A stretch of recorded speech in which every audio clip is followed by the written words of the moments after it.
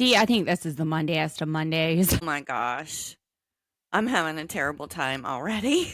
Watched this episode and started feeling nauseous. I want to blame Josh Jen for talking about Meri licking Kody and kissing Robyn on the cheeks. That's about the time my stomach gave out. And we got to recap this. Yeah. We'll blame it on Jen. Let's blame it on Jen. All right. Well, I'm going to grab my bits and my Pepto Bismol. And this is Sister Wives, Season 20, Episode 6. We're not brother husbands. Let's watch. Remote reality, yeah, that's the key. Unlocking stories wild and free. With the hosts side by side. Channel surfers, let's ride. Welcome back to Remote Reality Channel Surfers. And if you're new here, welcome. We're kind of new. We've been here since April. My name is Lauren. I'm an attorney that loves reality TV and loves overanalyzing pretty much everything. And I'm Dee, her paralegal. That I drug. Yeah, that you drug kicking and screaming. I'm the one that's kicking and screaming. I'm not feeling good. I'm going to need another 10 minutes. Look, just about as great as I feel today if you're watching on YouTube.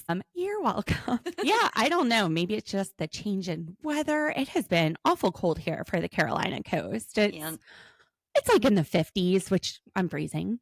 Yeah, no more flip-flops. I have my heater on back behind me. I did throw on my tennis shoes the other day. My husband hadn't even seen these, and I bought these a few years ago. He's like, "Are these yours?" I was like, "Yeah."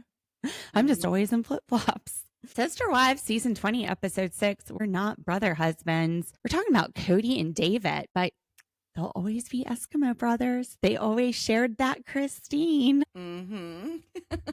This episode, Kody and Robyn in their new house, which doesn't look as bad now that they're putting all their junk in it. Yeah, it's filling up a little. It's not looking quite so empty. Or outdated. It looked really outdated when they bought it. Almost like maybe it was the lighting looked yellow. I think it might have been the lighting. Maybe they had only been there videoing after dark, maybe when the house lights were on. It looked much better. Seemed like the sunshine made it look like a completely different house along with the stuff they were adding to it. And that's the difference. You know, they have like the daylight bulbs and then you can get the warm bulbs. I like the daylight ones because they tend to make things look brighter. Maybe they just switched out the bulbs.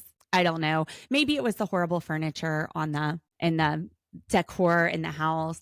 Did you notice that the television was almost like behind the fireplace? The fireplace kind of stuck out in the room, and then kind of off to the side behind it was the TV. I did not notice. You know me. I don't notice that stuff. You always bring it up. I know. That's why I took a screenshot. Hold on. Let's pull it up. All right, so here is the screenshot. But see, like back here, the TV, it almost looks like behind the fireplace. Could they have just been like setting it there until they can put it above the fireplace? I don't know, but this is very that a strange. TV?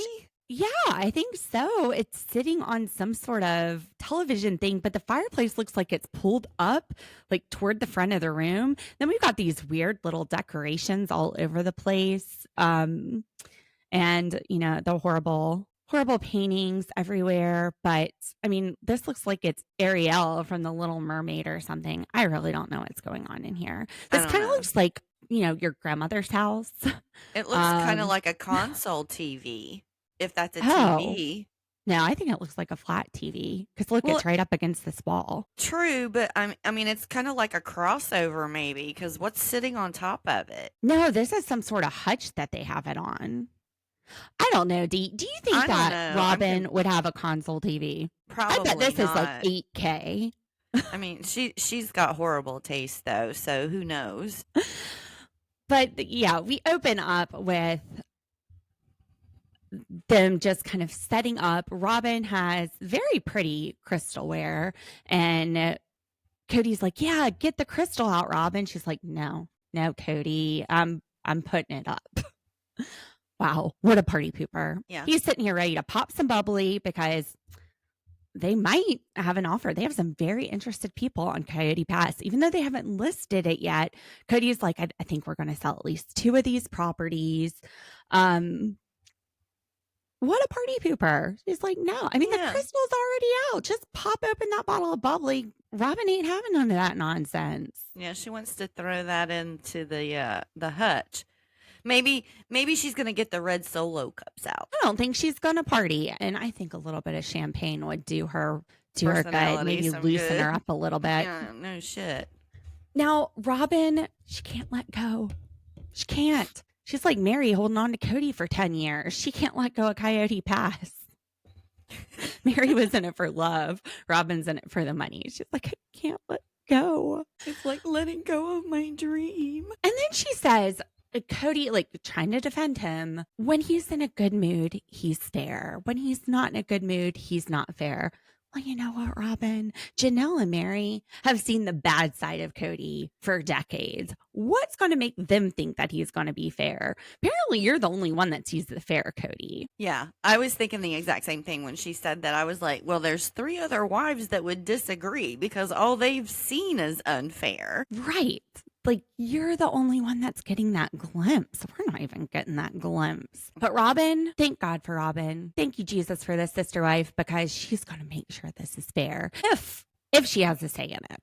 Mhm. I mean, if she doesn't, then, oh, well, they're just stuck with whatever. But if she has a say in it, it's going to be fair. I like how she threw that in there. Mhm. I think she's had Kody- way too much say for way too long. I think she has all the say in it. I But, do too. you know, just in case anybody is doubting that, anybody is thinking that she has all the say, you know, if it doesn't turn out fair, don't blame her. Mhm. Not her fault. Kody just wants 25% to everybody and get out there. So, you know, 50% to him and Robyn and 25 to everyone else. He's just ready to let it go. Like Elsa. Christine and David are having a romantic little date at Cucina Toscana. I guess that means Tuscan Kitchen. It looks delicious. It does. It's a Very very nice place. Some sort of like tortellini with spinach. It looks, I don't know, it looks really good. Having some nice looking drinks. And they're comparing monogamy and polygamy. David's asking, what's it like? She loves having a husband that comes home every night and sits there in the kitchen and watches her cook. Wake up and drink coffee the next morning with. This is not what my version of monogamy is like. I'm like, who's microwaving what tonight? Are we ordering pizza? And neither of them have jealousy. She's not jealous that he had love in the past with his wife who passed away, Margaret. And he's not jealous of Kody. I mean, Why would what's he there to be be? jealous of Kody? All right. David has some gorgeous blue eyes. They're like Mm-hmm. bright They're sky blue. Mhm. Yes. Sky blue. Yes, sky blue eyes. And they talk about how they accidentally mix up names. So one Mhm. time Christine called David Kody, which he's not jealous or anything, but he's like, whoa, it's when she was mad. And if I'm getting called Kody when she's mad, oh, I really screwed up. Christine, Whoops. you went damn too far. Too damn far. I know I wasn't being great, but don't pigeonhole me into a Kody. Apparently, he's called her Margaret every once in a Mhm. while, but only like in a loving way. And he finds that kind of hard to comprehend because it's been 14 years since she passed away. But it's the marriage. It's that intimate relationship. Mhm. And Yeah. it just takes his mind back to those good times. Now, Kody apparently rarely mixed up names, according to the wives, but Kody gets on the ITMs and he tells us the truth. He's sly here. He would start to mess up the name and then he would just transition it. So if he was about to, he says, call Robyn Janelle, which somehow I feel like that's not the way things went. Mm-mm. He would just say, Janelle was saying this instead of just outright calling Robyn Janelle. They also talk about how they like cycle through all the kids' names. I do this. I have one kid and he gets called my dog's names. I call him my brother's name sometime, Jake and Josh. It's just so similar. And especially if it's like being hyperactive, I'm like, hey, Josh, stop. Jake, what is your name? Yeah. I have a boy and a girl, so I didn't mix them up too much. I mix mine up with my dogs. Okay. I had my kids later in life, though. I probably mixed up a lot of stuff nowadays. Gotcha. That The makes difference sense. between being in your 20s with kids and being in your 40s. Yeah, I do think I do. I think I do it a little bit more now, or if my son says something about, his kids, I include the dogs. I'm like, well, what about the dogs? You got a brother with Drake, you've got a sister with Bella, even though Bella's his. Well, we're not going to get into that South Carolina family tree. Yeah, my mom is the baby in her family. She was like 9 years younger than her closest sibling, like 9, 12, and 16 years younger than her siblings. But my aunt, her older sister, named her kids Laura and Jeremy, and were Lauren and Joshua. So my poor grandparents. Oh, man. Never. I mean, they got it too. We always, our names were just interchangeable with our cousins. But my mom always wanted to be like her big sister. So my grandmother had so many grandkids, it was just, hey, you, or what's your name? Come here. That's one way Kody could have stayed out of trouble. He could have just called them all baby. Yeah. Nobody would have known. Mm-mm. Meri even gets Jen confused with Christine and Janelle, but she doesn't say Robyn. She says that she gets Jen's name confused with Christine and Janelle. Interesting that she leaves Robyn out of this. That's what I was going to say. I said, that's kind of interesting that Robyn's not included in that. I think there's some animosity going on there that we haven't really heard much. I don't know. I haven't really heard much. I heard, rumor mill, that Meri told someone that her least favorite sister wife is Robyn. Really? On a worthy up vacation. But again, rumors, hearsay. Can't confirm or deny. Just I heard that somebody heard that. Yeah. Anyway, take with that what you will. But I think the edit's definitely showing that. Now, Christine feels betrayed by Robyn. She says that she would tell Robyn something and Robyn would run off to Kody and Kody would get mad at Christine for it. Not the first time we've heard this. Robyn, she says that she's just a naive fool because she was trying to fix things. You're right. You're trying to fix things, but it always ends with Kody getting mad at else. Christine. Well, at everybody. I think that was the pattern with all of them, honestly. And then Christine says she's not going to be friends with insert name. This part confused me. She said, this person was mean to me 2 months ago. And I talked to him and I was like, yeah, right, I'm going to be your friend. You were mean to me just 2 months ago. They cut to Meri talking about how everybody has had friction in their relationships. And then we go back to Christine talking about Robyn and her kids. So my thought is that this person that she told she wasn't going to be friends to was Robyn. Good possibility. They cut over to Meri, which was confusing, but she's on the conversation talking about Robyn and her kids, and she comes back to that. So I'm not sure which she was talking about. I think it was Robyn. Christine is definitely open to having a relationship with Robyn's kids. She even said that when she first left. She was like, I don't want anything to do with Meri or Robyn, but it's not their kids that I'm cutting off. Although somehow I feel like Robyn's kids aren't going to be reaching out to anybody here. No, I think that they are under a lot more partial influences than the other kids. They want. Oh, yeah. Kody wants to say that all of the kids have been turned against him by their moms, but honestly, I think that the ones in their household are probably the ones that have been the most traumatized, and turned by the everything that's happened. Absolutely. Now, Christine, she says, we should just have a reunion, and maybe it's just Janelle and I that show up at first. Maybe eventually other people come. I think Meri would go. Meri would go. Janelle tells us she ain't going. She does not think this is a good idea. There is too much toxicity. There is too much negative talking. That's Robyn. Didn't Robyn say that? Not Janelle. That's what I said. I think I said Robyn. Yeah, Robyn I think you said that. Janelle. Yeah, Robyn not said feeling it. Well. I know. Robyn said that, and I'm thinking, is she talking about Kody with the negative talk? That's the only toxicity that this family has had is Kody and Robyn. Now Kody, he doesn't like that narrative. He does not like it, which is why when we pivot to the video call with Meri and Janelle, he is trying to act like their best friend in the whole wide world.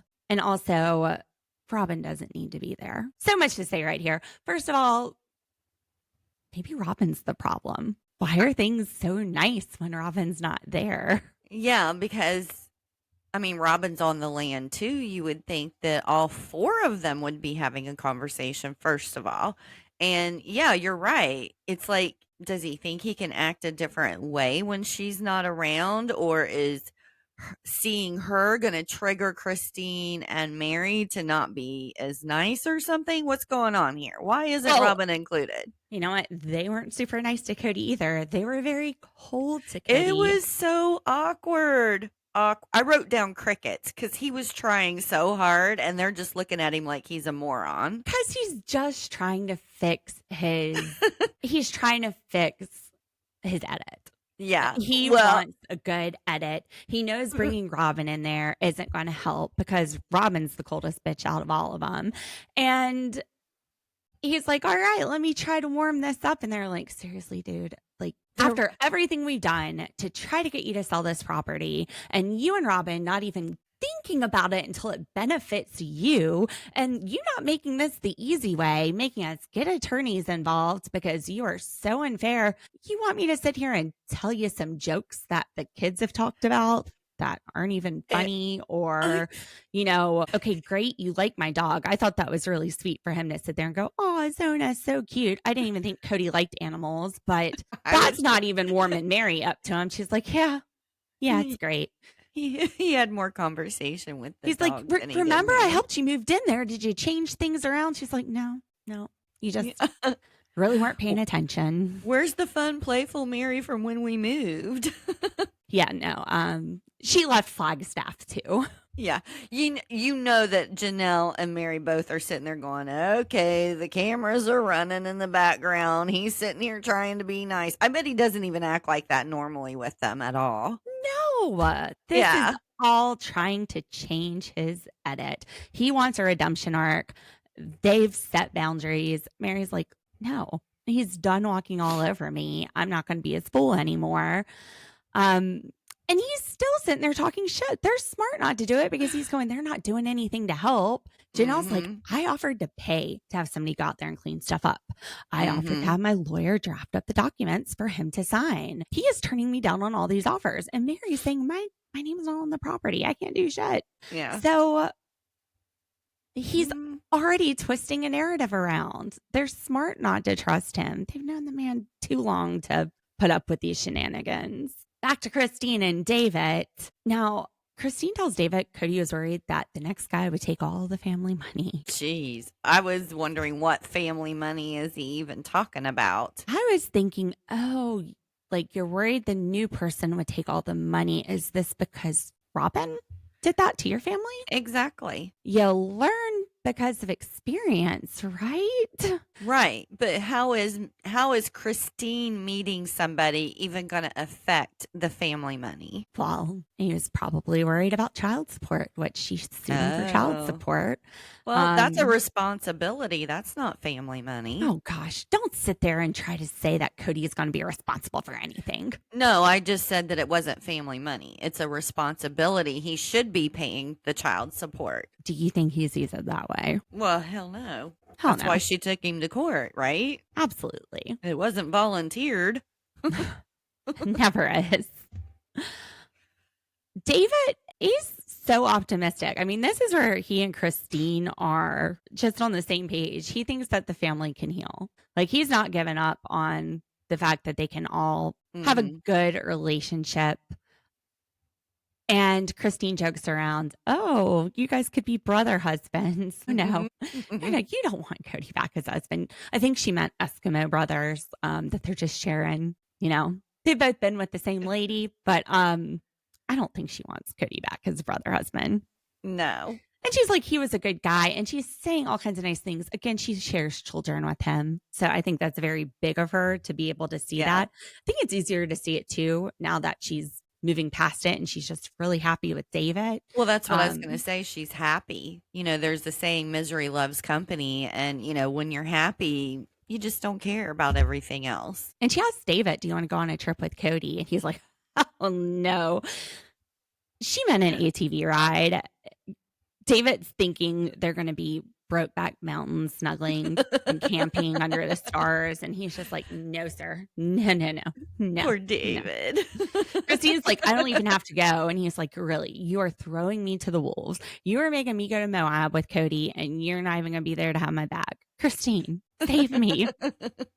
But Kody wants to know David, and that makes sense. He's living with Truly. I didn't realize that Kody was all that involved with Truly, but I guess he's still concerned and wants to get to know this guy, which is great. And like he says, I wish I had that option on the beginning, but really, how well did the ladies know Robyn when you married her? True. And she was a lot more involved with your family than David is. Although David, he really is stepping in for all the kids, not just Christine's kids. You see him having a great relationship with Janelle's kids and, you know, all the children that still associate with Christine. Right. I have a feeling David could probably get along with everybody. Yeah. Like, I don't think he's somebody who, meets a stranger or anything like that. He could probably get along with Kody. Absolutely. Now, Oh, yeah. does that mean he wants to be around that negative energy? No. Nah. Probably make him feel sick.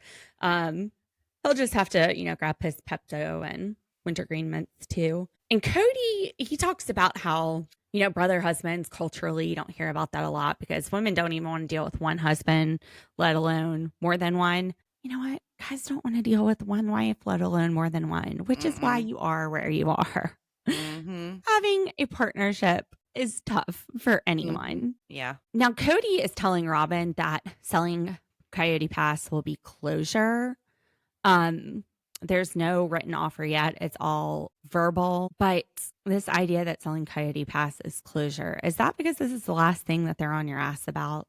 Probably. There won't be any contact after this unless it involves kids or something like that. And even then, most of those kids are old enough to talk to Kody themselves directly if they want to. And they aren't. Meri, she says that 10 years ago, she didn't think this is where they would be. Cody's going to miss having fun on the property with the ATVs. And Janelle's so practical. She's not nostalgic. This is just the evolution of a relationship. It's been 4 years since they had the fight. It's about time to wrap things up. Just sign the damn papers. I love Janelle's take on this. She's like, I'm not I got another another about this. Yeah, I got another better dream to live out here. Just send me my money. I've already had closure. Write me a check. So Meri and Jenn are putting furniture together, and Meri said this is a sign that their friendship will last forever. What did I miss?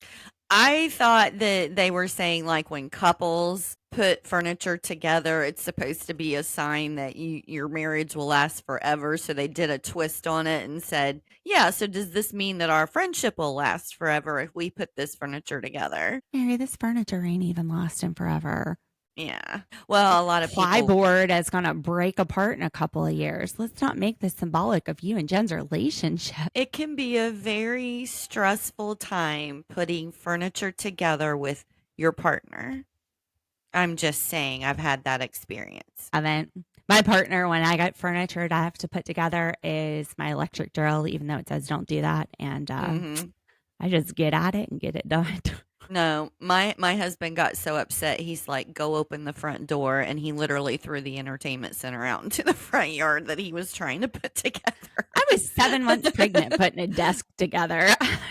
Yeah, I don't even ask, I wouldn't even ask him when I wanted to put something together. I'd just be like, I'm just going to go get to it and just like jump in. Yep. Rob wants to sit down, lay everything out, read all the instructions. By the time I'm done doing it, he's still looking at the instructions. So for me, I'm just like, look, if I mess it up, I will back out of it and I'll still have it done before you would. Yeah, I would just do it by myself. I always hated when he would ask me to help him put something together because it was like a completely different mood until it was put together. Now, Jenn, look, I'm pulling a Meri, getting their names mixed up. Jenn, she asks if the money is going to go through Kody's hands. And Meri says, well, it better not because my name's on the title now. So they've gotten the title situated. And it wouldn't go out through his hands now. Unless the check was written out to all of them that they would have to sign and then deposit into a joint account and then split,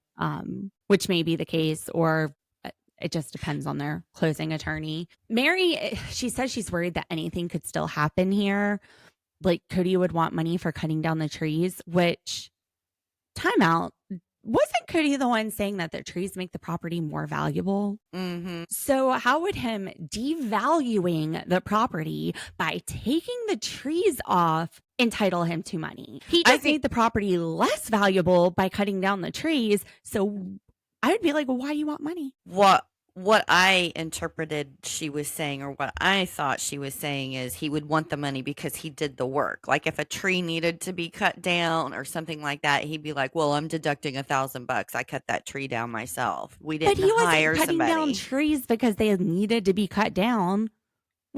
They didn't do anything that required trees to be cut down. No, I think she was just using that as an example. Well, here's my example. Kody said that the trees made the property worth more. Kody took the trees down. Maybe you guys should be reimbursed for the trees that he took off the lot to make it less valuable. Good point. Screw you, Kody. Anyway, a few days later, after this video call, Janelle says they've got a signed written offer, just like Kody told us on the video call. In a few days, we'll have a signed written offer. Makes me wonder if it was already signed and this was just them reenacting it. Maybe. Well, and I think they had like a verbal offer on 2 lots for sure, and a lowball offer on there's all no of it. for sure, though, with a verbal offer because of the statute of frauds. So in law, certain contracts have to be in writing to be enforceable. And one of them are contracts dealing with land. So the verbal offer means jack shit. Gotcha. Which makes me think that they had the written offer. They're like, let's go ahead and record what would have happened to tell the story. Anyway. Because we've been talking about it in every fucking episode for 2 or 3 seasons. Years. Finally closure. We don't have to hear about Coyote Pass. We have the closure. We got the closure. I'm sure we're still going to hear about Coyote Pass and Robyn's broken ass dream this whole season. But at some point, they'll give it up like a dog with a bone. Just take it away. Anyway, Janelle is sitting outside with Madison. Madison is very pregnant. So I'm assuming they're drinking hot cocoa. I'm just like, take this child inside. It is cold out there. She looks freezing. Mm-hmm. Yeah. Why do we have to go outside to tell her that her dad finally transferred the title over? She doesn't even care. And maybe she's cold. Maybe they didn't want recording in the house or something. Kids for whatever reason. Maybe. I don't know. It looked cold. Did you see how she was drinking, Madison, this hot cocoa, though? She was like licking into it, like putting her tongue in first. It makes me think that there was probably whipped cream or something in this or cup. Marshmallows. Or marshmallows. Maybe she's trying to get the marshmallows. Yeah, I think she was reaching for something because every time she went in for it, like it was like tongue first.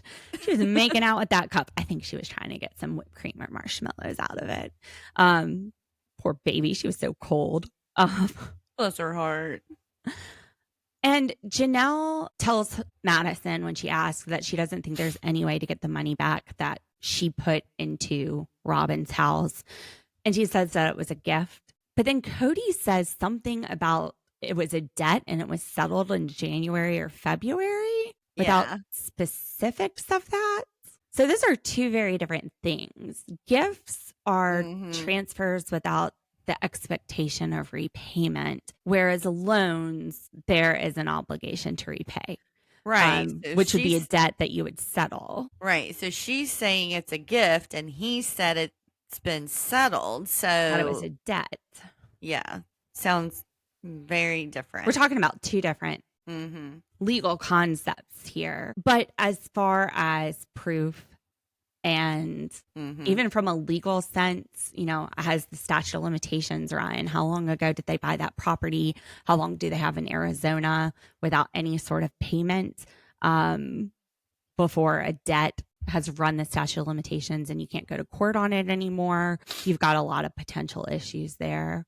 But Janelle, again, she is not feeling nostalgic about Coyote Pass. She's got a new dream. She's got this beautiful farm in North Carolina, which to me seems like a much better dream than a bunch of land out in the desert. Oh, yeah.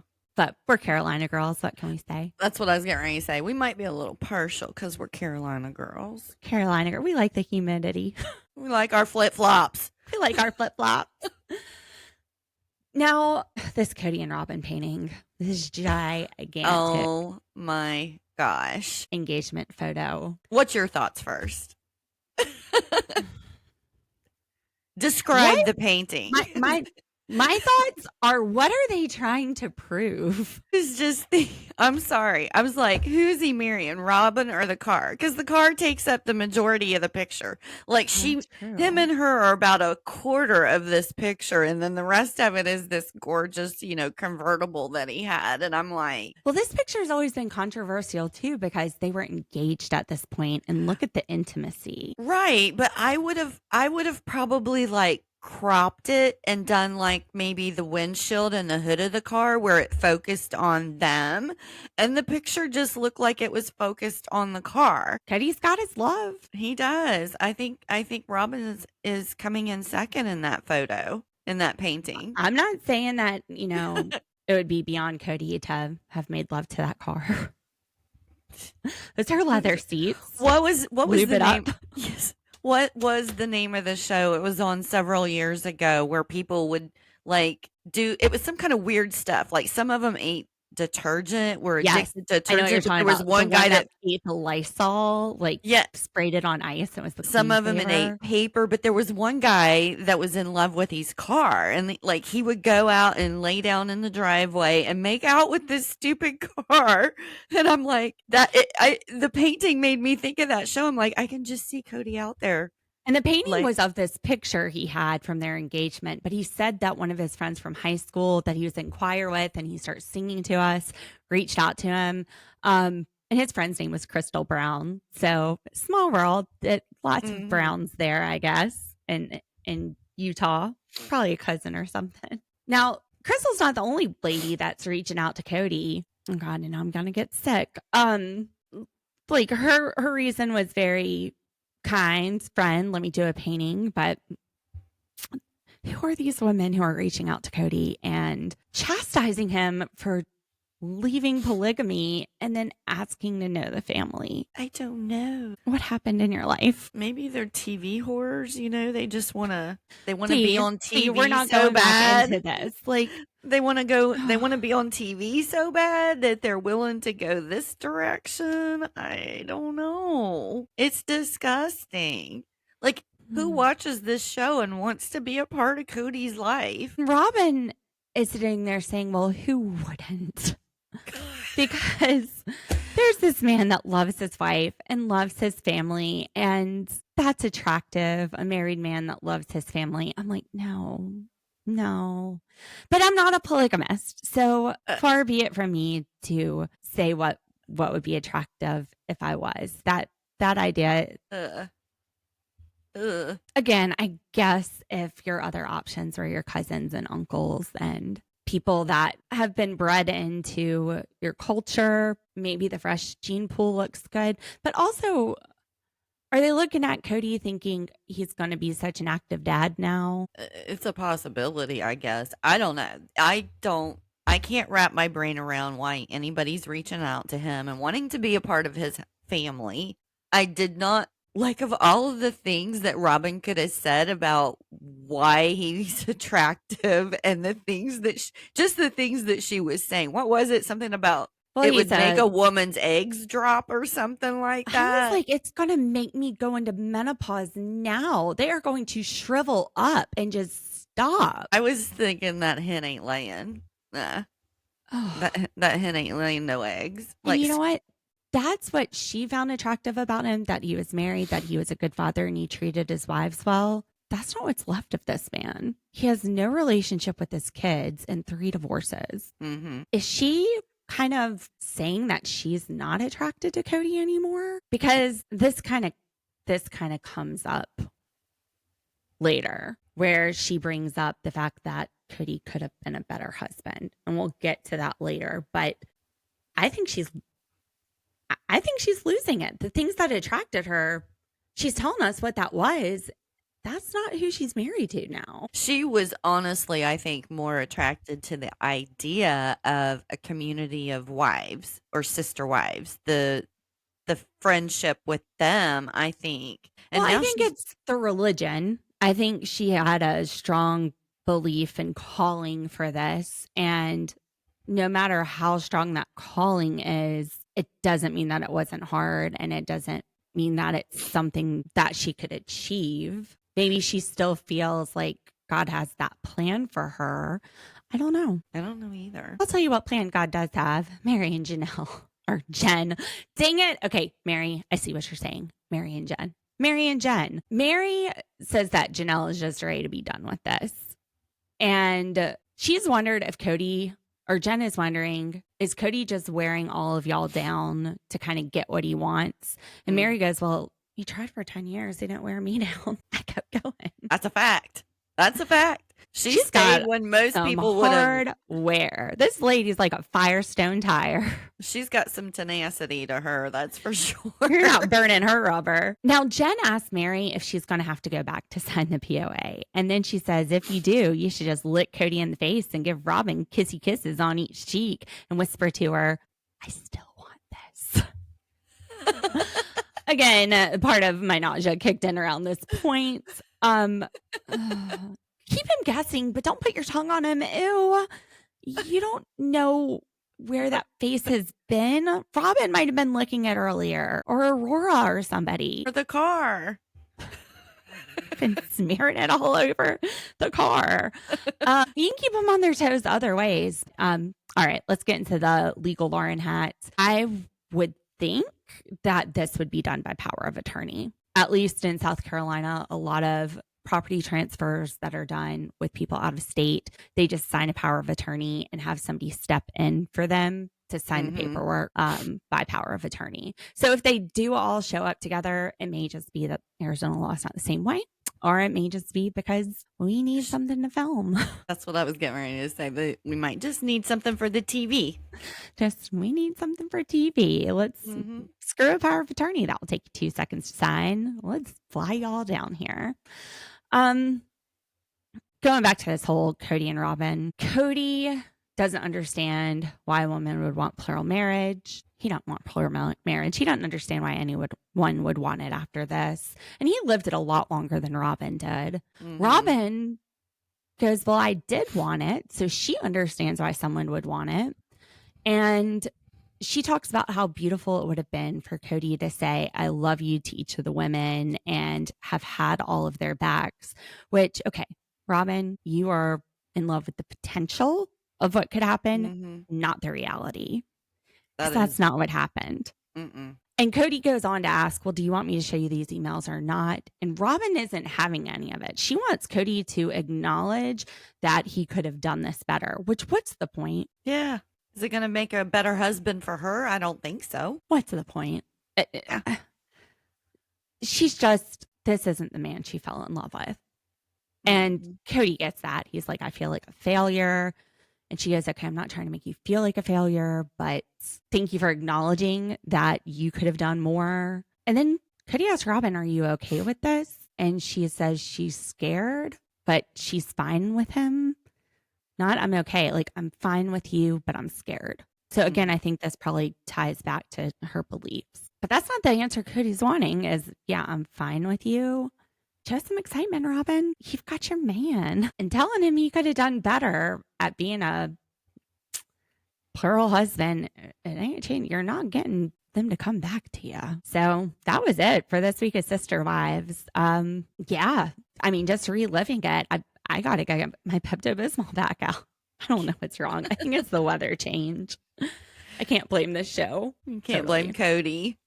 I can't totally blame. Well, yeah, sure. We can always blame Kody. We'll blame Jen for the whole lick comment. Oh, all right. Well, thanks for listening, Channel Surfers. Sorry that I'm a bust today. I guess it kind of goes hand in hand with Sister Wives. 20 seasons in, and we're still talking about property. No, just kidding. Love them. I feel like next episode, Maddie's going to have that kid because she was about to bust. I know. Yeah. It's like every time we see her, she's bigger and bigger. And I feel like we just found out she was pregnant. She looks so uncomfortable. I want to say it was the cold weather, but it might be. Well, she wasn't due until I think it's March. Yeah. So, all right, channel surfers. Well, tomorrow we'll be back with 90 Day the Other Way. I'm so excited. Madeline is going to be back. She's my favorite. Mm-hmm. Not your favorite, but not my favorite. I always can't wait to see where it goes with her. Thanks for listening. Make sure you like and subscribe if you're enjoying this episode. We're up to like 82 YouTube subscribers. Woohoo! Yay! I wonder if we can get to 100 by the end of the year. And I know, like, I'm listening to all of this drama on this one YouTube creator, and she's kind of talking about like small podcasters and how they don't mean anything. And I'm sitting here like, oh, you're my 82 subscribers. Ooh, like, I guess we're nothing to you, but it means everything to us. Happy channel surfers. You guys are the reason I got out of bed to finish this podcast up today. You give me that motivation. You make me feel better. Well, we love you guys, and we'll see you tomorrow. Bye. Let's ride. Tune in, don't delay. Remote